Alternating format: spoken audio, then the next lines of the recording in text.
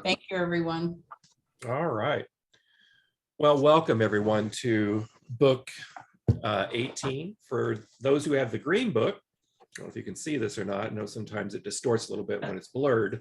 I'll be referring to page number, to serial lessons, and to other references. Neil and I were chatting back and forth before, and this is probably one of the most interesting books that I think that as we come to the conclusion of the 21 book series, this one really puts the period at the end of the sentence, if you will, because it again calls for these four concepts in a stronger way. And these four concepts have been carried on for the last two books, and they will amplify as we approach the end. It is also, for those of you who have submitted your tests and received the unpublished manuscripts, it starts to pull them into perspective. And you start to see that there is a concise or concerted whole here that we're dealing with of information and knowledge. We're not just dealing with astrology. We're not just dealing with the tarot. We're not just dealing with extrasensory perception. We're dealing with the whole concept of occult science. And that's the basis of Hermetic studies. And you won't find this in this way anywhere else that I'm aware of. So again, the four concepts to focus on, particularly as we draw to a close in terms of the study of the books, is that you need to know and experience. Now, we're going to be talking about some concepts and some ideas here that are a little challenging. So this is where knowledge really gives you the advantage, because there's some things that probably are best not experienced. And just because you can doesn't mean you should. And that is an admonition that I think that we need to look at and take seriously. And I'll explain a little more about that in a minute.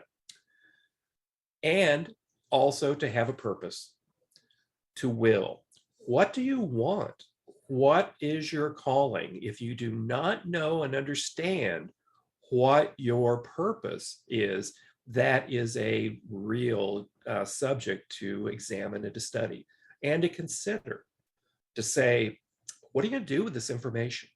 This information is not to be just contained within, but as part of our mandate within the Church of Light, it is to be shared with others in an appropriate and timely manner. Also, to dare, for some of us, being able to reach out and share with others, to practice these various skills that you've developed in terms of understanding astrological charts and the tarot and intellectual, emotional ESP, and when they're confined and defined properly, can be somewhat challenging and risky, but it is part of our experiential base, again, bracketed by the knowledge that we have and any help that we receive to really stretch beyond what we're always comfortable in. And then also lastly, and you've probably already experienced it for sure at this stage in your life or going through some materials, is to understand that not everyone is in the same place spiritually, intellectually, emotionally. And you have to really think about and consider when is it appropriate to share? When should and with who should I share information? Not everyone will understand. Matter of fact, there's a great potential for misunderstanding. So sometimes it's better to be silent, but to share appropriately and with those of like mind. I think that was probably one of the main benefits for me at the convention, is just to see how many people, many of whom I have met here on Zoom, others I have not, to really understand how many like-minded people there are, and also to take into perspective that there are those who are not, and that we're all in different stages in life, and to dump our knowledge or our experience on whoever we may encounter without really understanding where they are is inappropriate. So these four concepts for the remainder of the books we will talk about each time, and I will make a stronger emphasis because these is really the time that we're pulling it all together. So let's take a look at this material. Chapter 1, Serial Lesson 183, How to Act Under Adverse Progressed Aspects. Now, one thing that is important to remember and to take into consideration, particularly because Zane was a man and he was a person of his time. And the timing at when this material was pulled together was 1945. And if you'll remember, that was the end of World War II.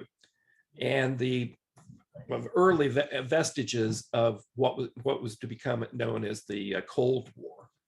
It was a time of upset and change, of political and economic insecurity. Europe was in shambles. The Marshall Plan was beginning to be formulated and put into effect to rebuild both Japan and Europe, because they were, much like Ukraine is, devastated by the ground war that took place in both of those locations. So just remember that I really believe that Zane was heavily influenced when we read these materials about that.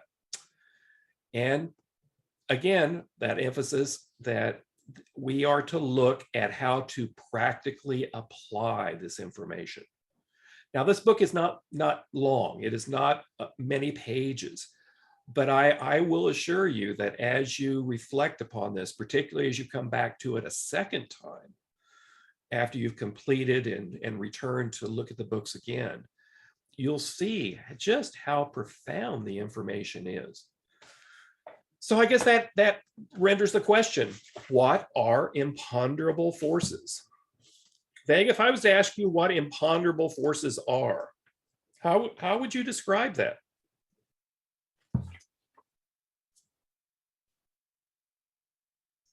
Vega, are you there? I think that's the things that you want to think about.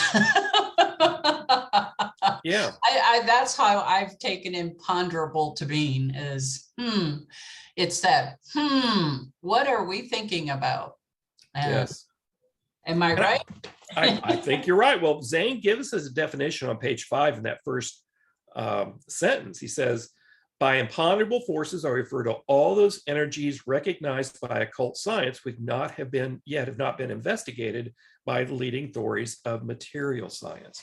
So it's the unseen. It is, in many cases, those items and powers and forces that are not understood, or the glimpses of those have just begun.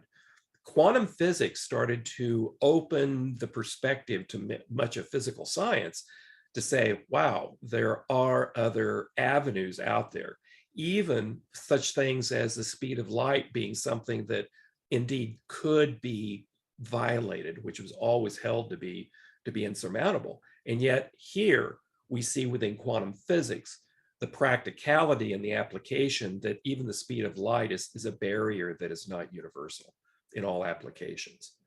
And we know that as you work on the inner plane, that different rules apply, that we see the impact of immediate communication, where distance and even time has no factor. And I think that is equally important is his notation on page 6, that superstition is not based on belief, but fear.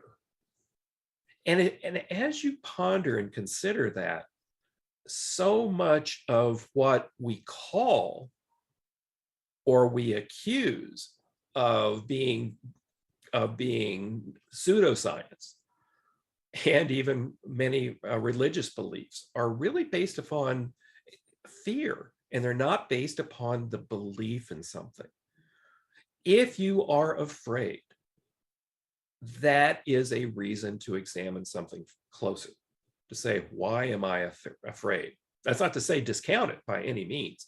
Matter of fact, it's a warning sign, but to understand why and to say, wow, if I am experiencing something, or this is being used in the sense of fear, then obviously it's not based on belief, but it probably would be classified as a superstition. And this will carry as a theme through this book, and an aspect that I want you to seriously consider about. Now, also in chapter 1, again, addressing these questions of how to act under adverse progressed effects. How often should you cast your own chart? I guess, Peg, how often do you cast your chart? Your personal chart? What do you mean by cast it? Well, put it in other words, how often do you look at your chart? Good question. Often, but I can't actually answer if it's every day, once a week, once a month. Okay. Some people never do, or only do in crisis. And I guess maybe that's the point of this. Now, a habit that I've gotten into, and I'm not saying this is the way to do it, it's just a habit that I've fallen into, is I do mine every Monday. And and then I keep it and I make notes on it. Why? Because I want to learn about the relationship of events and what is showing on the chart. The ultimate way to do that is to see the effect that comes from the relationships. Now, remember, the chart represents forces and possibilities, not certainties. So we have the ability, and we're going to talk about that in just a little bit, about how we can impact, especially adverse progressed aspects, or those aspects that we see that are representative of negative influences. But also we can use this to enhance positive influences. While we don't know which path or which opportunities may be the best to take, as we enhance the positive and minimize the negative, I think we have the chance for the outcome that is the most appropriate. So Zane makes a comment, and I totally agree with it on page 8, of what is the validity of daily horoscopes like what you read in the paper. And quite frankly, they are very general, and in our way of understanding a horoscope, they have very little specific application. They're so general that they become something that everybody can see as some aspect that is appropriate in their life, but yet has little specifics in it. Even if we look at things on a daily basis within our own chart, because the changes are so subtle and minimal that occur on a day-to-day basis, that's one of the reasons I chose a week. Now, you could choose a month, you could choose 2 weeks, you could choose some period. I guess the thing is, I believe there's an important learning opportunity in pulling together and looking at your chart on a regular basis, keeping a copy of that in your notebook, and then making notation of events that occur. Why? Because again, you learn from it. Now, on pages 9 through 12, he also emphasizes the reliance on major aspects as they're influenced by minor, progressed, and transit aspects. Why? Well, mainly because our natal chart is the foundation of who we are. As we grow older in age, the major progressed aspects become increasingly influential. That does not discount the impact of minor and of transit aspects, but if you will, remember that they are subject to the influence of the major progressed and of the natal. One illustration that was shared with me years ago is that the transits are like a match that is lit. The minor progressed is the fuse. You can light a fuse, and if it's not connected to anything, it just fizzles out. It has little impact. The major progressed aspects are like a blasting cap. And then the natal is like the explosive charge.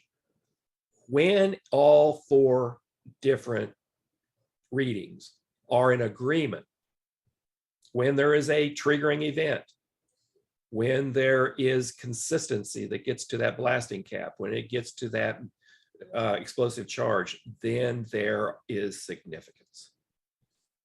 In and of itself, the minor progressed and the transit are meaningless except as they influence the major progressed and the natal chart. This is something that separates our way of looking at horoscopes and looking at our chart different than most other groups. Other groups look at Mercury when it's falling backwards. You know, unless that directly impacts you in the way that you're major progressed and that you're natal, to have it in retrograde is maybe meaningless, or at least it's not going to be significant. So then page 14 and 15, and this is one that I think you ought to, if you haven't already, copy this into your book and probably one of the first pages, because here is a significant key of how to use rallying forces. So I'd just like to read these to you because I think they are so significant.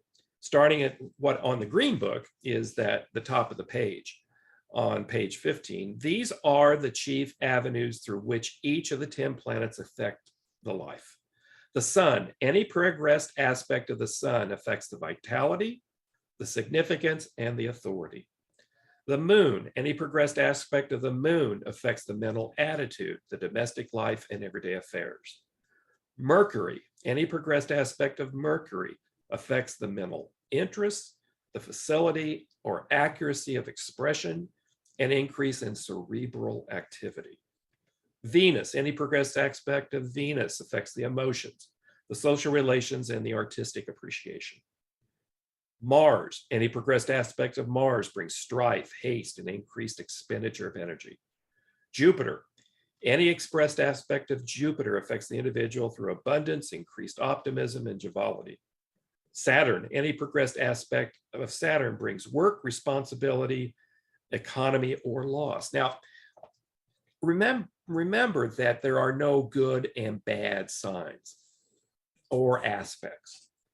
It is how they fall that these can be encouragers or discouragers. And again, using the avenues available to us in mental alchemy, we're able to overcome those. Uranus, any progressed aspect of Uranus affects through something sudden, through a human agency, and it brings change into a life. Neptune, any progressed aspect of Neptune increases the imagination, increases the sensitivity, and attracts schemes. Pluto, any progressed aspect of Pluto affects through groups, through subtle force, and brings coercion or cooperation. Isn't that interesting? The same side of the same coin, but different sides of that coin. So what to do when you have an astral storm is a continuation of that. And just be aware that you have, through directed thinking, through mental alchemy, the ability to overcome virtually any situation. And that is powerful. In chapter 2, Sierra lesson 184, while it should be a basic assumption and priority for action, people are different in their astral bodies and react to internal and external forces without uniformity. I think this is a profound statement.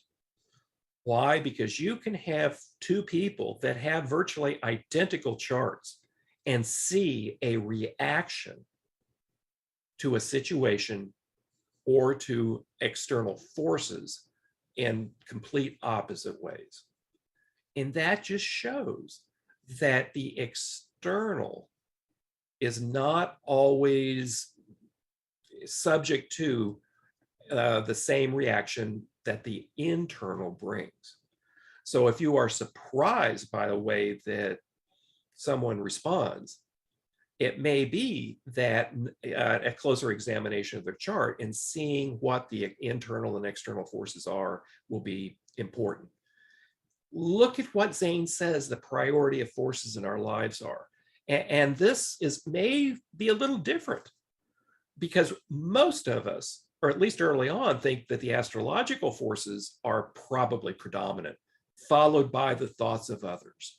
And yet Zane says that the most important thing, and I believe this and have validated in my life, is that our thoughts really drive our actions. That is number one. That how we think is representative in how we act, which then follows the formation of how we believe. Think, act, believe follows. The astrological forces can cause swerving, it can cause redirection, it can lead to all these other things, but predominantly our thoughts are the most important. So, and this is part of the mystery school and the Hermetic traditions. Learning to manage our thoughts, not control, good luck with that, but to manage our thoughts is one of the foundational things that through this book 18 starts to empower us to do. Notice number 3, the thoughts of others. It is well known, and it's psychological basis, that the people that you associate with you will have more influence on you than you have on them.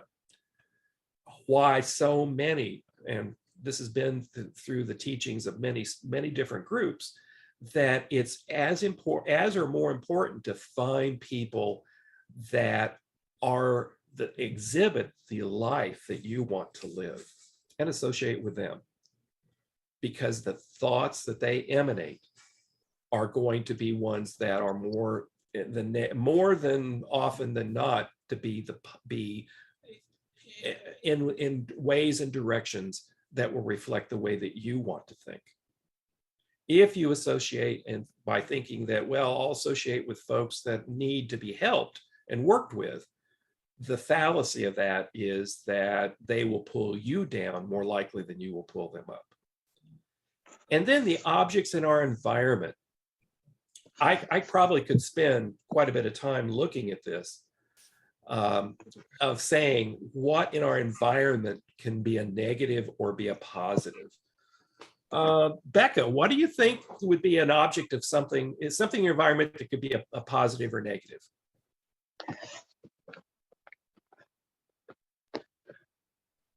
Would you repeat that question? Yes. What objects in your environment do you think encourage you or discourage you? Can you give an example of one?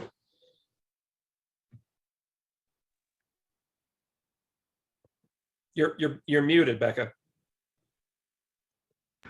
What things in my environment? Yeah, around you, the life, the physical world around you. Yes, well, for one, I'm with my grandson a whole lot, and he will try to, kids are definitely they test you a lot, but we I don't know if this is an answer that you're looking for, but he's like a teacher to me, and that he's just amazing. He is a very positive force in my life. Okay, no, that's a great example, because children, seeing things as a child sees them, yes, doesn't put all the presumptions that we have often through our life experiences that more often than not tend to be cynical. A child can be very open. Yes. So that's a great example.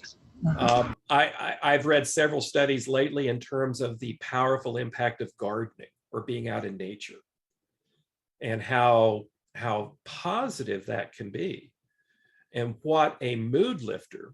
One of the things, and I've mentioned this before, when I was practicing, I would encourage people to go to the ocean when I lived in Southern California. Just being and hearing the waves, it would drain the stress out of you. And the interesting thing is there's scientific basis for that, as that is a heavily negative ion environment. And we tend to get too much positive ionic force on us from fluorescent lights, from just the modern world that we live in. And to be able to have that drain from you and allowing to relax is important. So creating an environment around you that is supportive and positive, while only fourth on the list, is still something that I believe can help change your life. If your situation, if your lifestyle is not positive, making those changes can be very difficult to do, but ultimately will help encourage these previous three. So just something to think about. Also, rallying forces change the desires of the thought cells. This is something that he doesn't thoroughly explain in this book, but he does in some of the unpublished manuscripts. That by ultimately using mental alchemy, by ultimately using and understanding what's around us, we are able to raise our vibratory factor. And consequently, our desires follow along with our thoughts. Which comes first, desires or thoughts? I don't know. Sometimes it's one, sometimes it's the other. So on page 28, I'll just leave that for now because there's more material to follow up on that. On page 28, note what he says here, and this is in the third paragraph, at least in the Green Book. Unseen energies ruled by the sun need no mental antidote, and any constructive thought of the other planetary families added to sun thought cells are beneficial to them. Constructive thoughts ruled by the moon or Pluto are the mental antidote for Mars energies. And constructive Mars thoughts are the mental antidote for moon and Pluto energies. Constructive thoughts ruled by Jupiter are the mental antidotes for Mercury or Uranus energies. And constructive Mercury thoughts are the mental antidote for Jupiter energies. Constructive thoughts ruled by Venus or Neptune are the mental antidote for Saturn energies, and constructive Saturn thoughts are the mental antidote for Venus or Neptune energies. Because remember, anything can have a positive or negative series of astrological influence. Having Saturn is not bad. It can be utilized as a tool. Too much Saturn, just like too much Venus or too much of Mars, all must be countered or to live a balanced life. So the better that you understand this and work with it, it really helps. Now, on page 31 through 33, the names and the impact of names and minerals on an individual are talked about. Now, we don't talk a lot about numerology. It was alluded to in some of the work, especially in the book about the sacred tarot. However, there are impacts from it. We also know that minerals and metals have an impact on individuals. That's why in the chart of correspondence, it lists those minerals and metals that bring a positive influence in particular situations. Knowing when to use these in combination, not as a standalone. This is all part of a scheme, general scheme of how you put together a balanced and sustainable life. Not by taking any one aspect, but by combining all of these influences together in a positive way, if that makes sense. Chapter 4. Now, this is something that I struggled with quite a bit. And the more that I have reflected on it through the years, the more I've become comfortable with and maybe gaining more understanding about. And what I've come to is that magic is a part of our life, and that magic is reflected within ritual. Now, that makes no judgment in terms of the quality or the positive or negative impact of it. It is just saying that the influence of ritual in our life has a primal effect. But it's based upon, and this is something that to me, really came together, that ceremony, ritual, and consequently magic all carry risk based upon the motivation of the magician. Ladies and gentlemen, you are all magicians.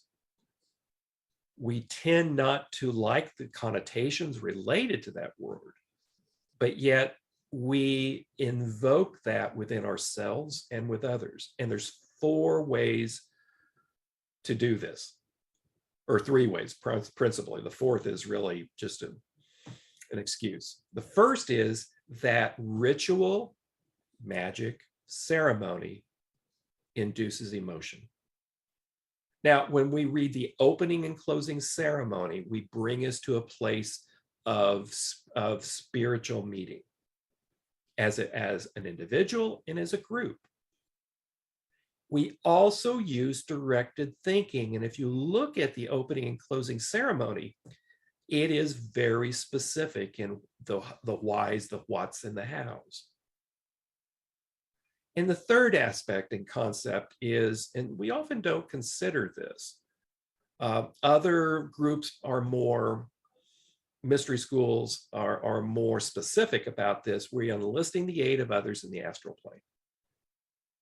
It is interesting within Masonry, and I think he mentions this in the book Ancient Masonry, is that when the ceremonies of Masonry are practiced and performed, that it is a call to those who are in the inner plane seeking their support.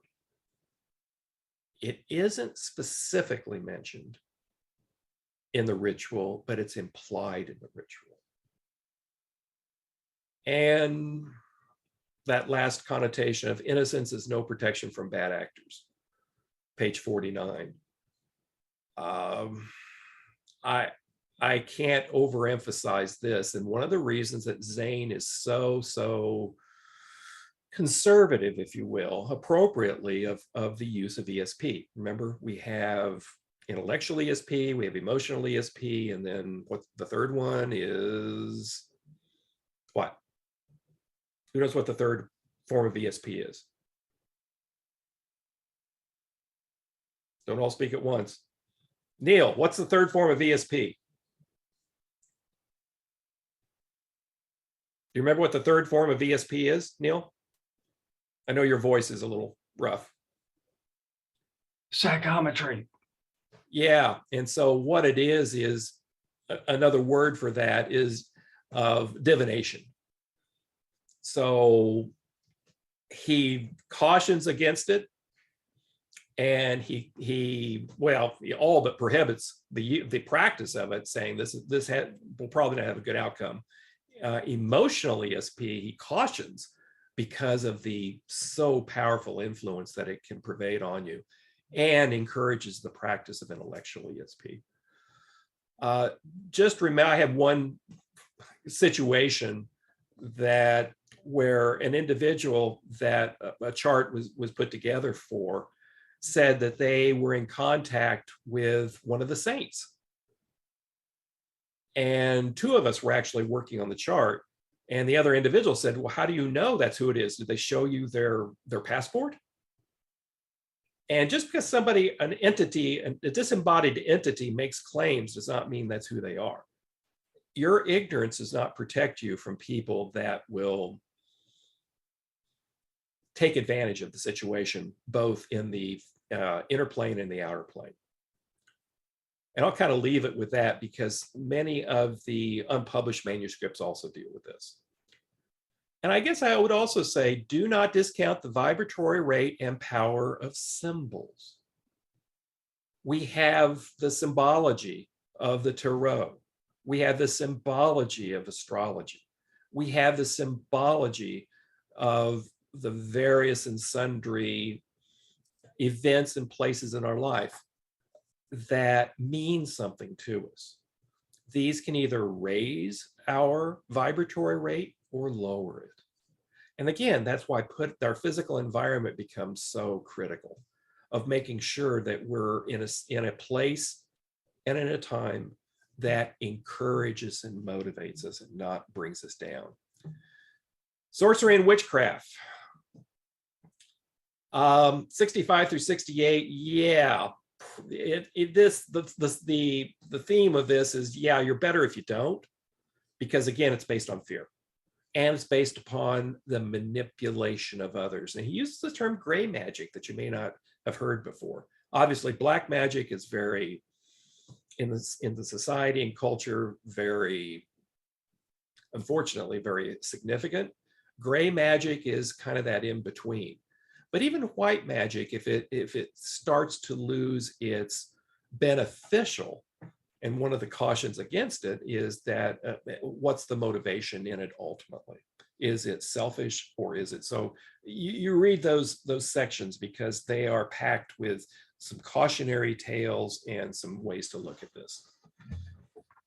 Now, this is kind of a profound statement in chapter 5 that religion is based upon the principles of white magic. What are the principles? The arousing of emotions, directing of energy into proper channels for proper work, and being in contact with entities in the inner plane for assistance. Is that not when we go to a church, we go to a place of worship, we go to a sacred space, that these are the 3 conditions that are invoked? Now, under definition, the theme and the focus of white magic is really aiding others and progressing the great work, while black magic blocks others and injures individuals and groups. That's on page 86. The danger is that sometimes it's easy for white magic to slip into black magic. You do not have to be a historian to know how many wars have been fought over religion, how many abuses and atrocities have occurred under the name of religion. And that is where the concept of magic has turned from aiding others and progressing the great work into blocking and causing injury. Religion is not immune to self-service. So you always have to be cognizant and aware, not only of your own motivations and outcomes and reasoning, but of the group in itself. And that's why testing it is so important, and confirming and making sure that it is aligned with your personal goals and perspective. Magic used in an inappropriate way, religion used in an inappropriate way, emotions or directing energy in an inappropriate way, or calling upon entities, all can lead to a destructive path, both in the short and in the long term. And it can be very enticing. And that's, I think, one of the reasons that it is consequently so attractive. So ritual can raise vibratory rates and bring a gathered focus. It's on page 94. Why we do an opening and closing ritual, why we do the practices. If you do not have a morning practice, I would greatly encourage you to consider that. What I do, and I'm not saying that you should do this, I'm just saying find your ritual, is that I will go out after I've walked the dog and my wife has gone to work. I will go out and I will spend time meditating, and then I will use my pendulum for focus of prayer. This is very grounding to me, and it raises my vibratory rate and helps me be focused as I enter into my day. When I don't do that, it usually has a very poor outcome. So that has become, that ritual has become part of my support system and self-care system. And I really encourage you to find it, whether you do it in the morning, the evening, the noontime, find a supportive ritual that makes sense to you and that you can practice on an ongoing and regular basis. And with whatever symbols and practices can have meaning for you. This, to me, also enforces and reinforces having a positive and supportive and caring thoughts. And it's interesting, there's a book by, I was talking to an individual this week. There's a book by Lynn McTaggart called The Intention Experiment. I don't know if it's written in the 90s, I believe. It's an older book where there was a study of the power of intention of a group of people and how it can induce change. The power of intention of one person can induce change. And as you come together, it's like that power has its own intelligence. It is a amplification, not a multiplication. So when we come into agreement, like we're doing here today, or when we do our Sunday service, or when we have a convention, or when we have other classes, the idea is to come together in one mind, with one thought, with one seeking one outcome. May have many forms, but again, the idea is that it's an amplification of the power of what directed thinking can do. It's supported by ritual. There's also rituals of protection and the use of effective prayer on pages 98 through 100. I really find for me that my ritual protects me from myself and from my more base ambitions and desires. Do I need to be protected from external forces? Yeah, probably, but I think the greater danger comes from within than without. That's why our thoughts are considered the most important and influential, and why we must look to those. And this leads to, and again, I think this particular chapter is in Serial Lessons, a reflection of 1945. In 1945 is a period, if you look back in history, that is very reflective of our current situation. You will find various agencies of propaganda is the term that he uses. History is always written by the victors, and it doesn't mean it was the truth. All it means it was their perspective.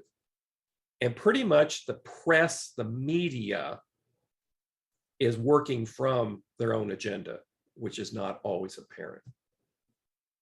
Now on page 110, because this is a real rabbit hole you can go down, talks about inversive twists. I won't go down that. Repetition and platitude all again comes in, we now call it fake news. If something is not true, if we say that it is true often enough, people believe it. And so propaganda in itself is a very dangerous thing that we must be aware of and note, and probably not be surprised when the vast majority fall under its spell. Because in itself, propaganda is like a ritual and has the power to influence. So again, I think chapter 6 is in my opinion, a complete reflection of the events of 1945 after World War II and all the things that happened. So just be aware that as history repeats itself, and as particularly as we come upon the 84-year cycle of to the US chart of Uranus's return, that we will see another period, which we're already beginning to see, of this type of action and activity again. Back to more of the path and theme of the book. There are 3 desirable traits in life that he really pushes for. And notice that it goes outward than inward. Usefulness is not useful to you, it's being of use to others. Happiness, when you look at how he defines it both here and elsewhere, is not about what others do for you, but it's the environment you create. And of course, spirituality is the ultimate theme of that. It is, again, the circumstances and the environment and the people and the ritual that you bring into your life that you manifest through these 3 steps. Because if you're useful, you probably have a degree of spirituality and a degree of happiness. If you want happiness, sometimes you have to develop that spirituality or start reaching out to others. For those who've been involved with any 12-step work, one of the important underlying themes is not service to yourself, but service to others. And that's part of the reason is as you get out of yourself and reach out and help others, you begin to see and heal yourself. Psychic development. Notice the important theme of control before exercise. That it is fundamental that if you are imparting upon developing ESP, that you have the safeguards and the boundary lines set. That's why I think it's really important that any exercise of psychic development is gated by understanding and using the tarot and using the astrological charts, usually to analyze questions and situations. When you have then all three in agreement, both the psychic emotion, the chart, and or the tarot, then you have a degree of assurance that the path you're going down is valid, or the situation or the understanding is complete. Without those, you have no safeguards. Now, can it still be an error? And the answer is, of course. You can be deceived or fooled, but there's less likelihood of that. That is my understanding of control before exercise, is that you set boundaries and safeguards to be able to practice in a responsible way and in a safe way. Remember, rituals can intensify emotion, and that's why you see if some people, there's one author and practitioner by the name of Crawley from the last century that got deeply into sex magic, and it is very powerful emotionally, and unfortunately most often destructive and misused. That's another rabbit hole we won't go down. It's just better that to understand that that is something that rarely has a good outcome for a lot of reasons, but yet is very enticing because it is one of the base emotions that we talked about in Powers in Life. All right, that's the material. This is a small book, but it is a very insightful and practical book. So what we'll do is we'll do the closing ceremony, and then we'll get into your questions, because I